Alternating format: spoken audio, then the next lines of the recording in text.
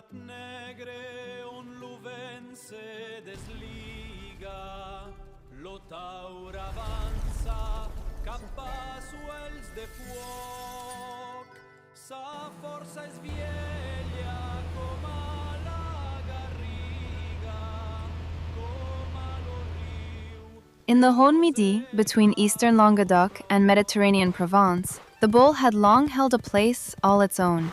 It was not merely a farm animal, nor merely a dangerous beast to be watched from a distance. It was at once a working force, a familiar presence in the wetland landscapes, a constant danger to the men who handled it, a pretext for celebration, until it became a true regional symbol at the dawn of the 19th century.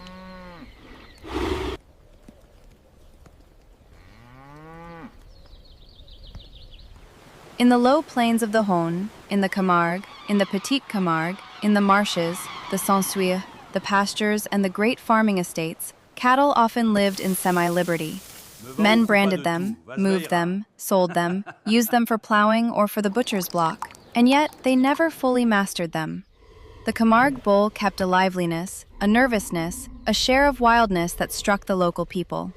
It was in this world of moss farmsteads, of horses, of guardians, of black beasts and waterlogged land that what we call today the bovines slowly took shape.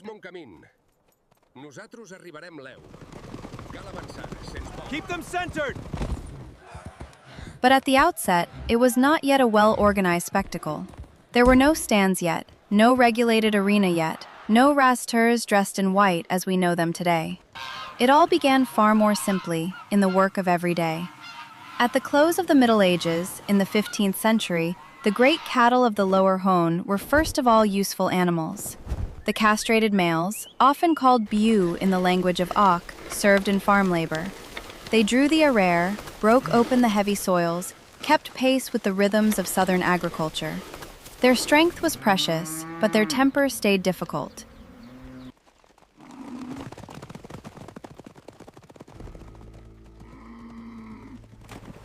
Even castrated, even used to men, these animals could charge brutally, break free of their handling, injure a farmhand, or knock down anyone who came too close.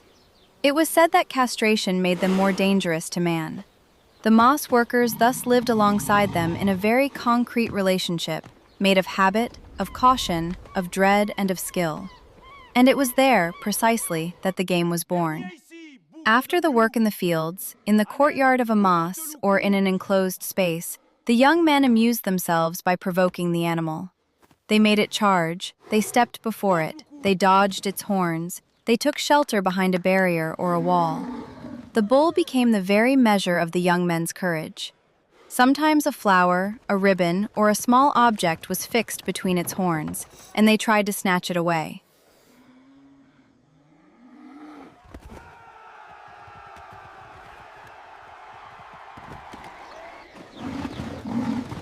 This was not yet the course Camarguaise, but the essential gestures were already there. The call of the charge, the dodge, the feint, the passage at the closest range, the physical courage, the admiration of the other young men. The bull, for its part, was not an adversary one sought to kill.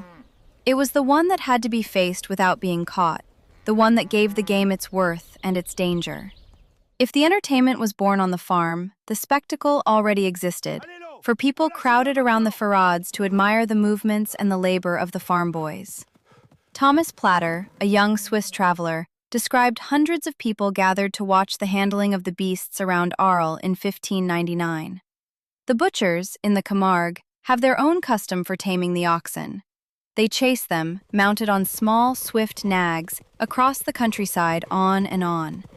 It is a kind of endless hunt, and this goes on until the oxen fall to the ground, worn out with exhaustion. That is the moment the butchers choose to brand the cattle with the red-hot iron.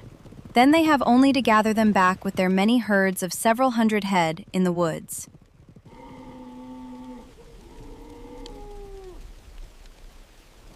They also hold in hand long poles ending in a trident of 3 iron points. When an ox tries to attack them, they drive these 3 points into its muzzle to push it back. But now and then, some of these butchers get themselves toppled over all the same, along with their mounts, all 4 hooves in the air, in a posture they find rather little to their liking. Their spectators, on the other hand, are greatly amused by it. Alay, Quichate.